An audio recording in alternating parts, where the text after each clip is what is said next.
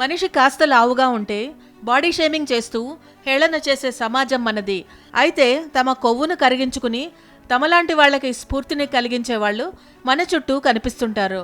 వాళ్లలో గేబ్రియల్ ఫెయిటస్ ప్రయాణం గురించి ప్రత్యేకంగా చెప్పుకోవాలి. అయితే ఆ జర్నీ ఇప్పుడు అర్ధాంతరంగా ముగిసింది.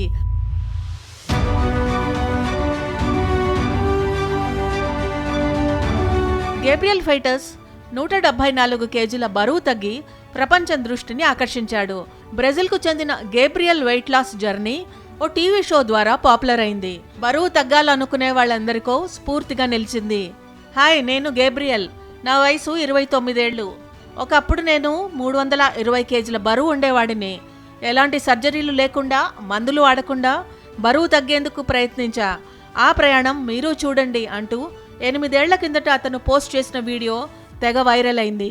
ఆ తర్వాత క్రమంగా ఇన్స్టాలో అతనికి 70,000 మంది ఫాలోవర్లు జత కలిశారు. బరువు తగ్గాలనుకునే ఎందరికో అతని పాఠాలు స్ఫూర్తిగా నిలిచాయి.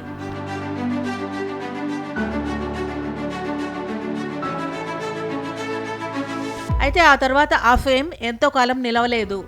తండ్రిని, సోదరుడిని కోల్పోయాక మానసికంగా కుంగిపోయాడు గేబ్రియల్. ఆ బాధలో మునుపటి అంతలా కాకపోయినా కాస్త బరువు పెరిగాడు. చివరకు ఇటీవల డిసెంబర్ 30వ తేదీన నిద్రలోనే గుండెపోటుతో చనిపోయాడు గేబ్రియల్. ఈ విషయాన్ని అతని స్నేహితుడు రికార్డో ప్రకటించాడు.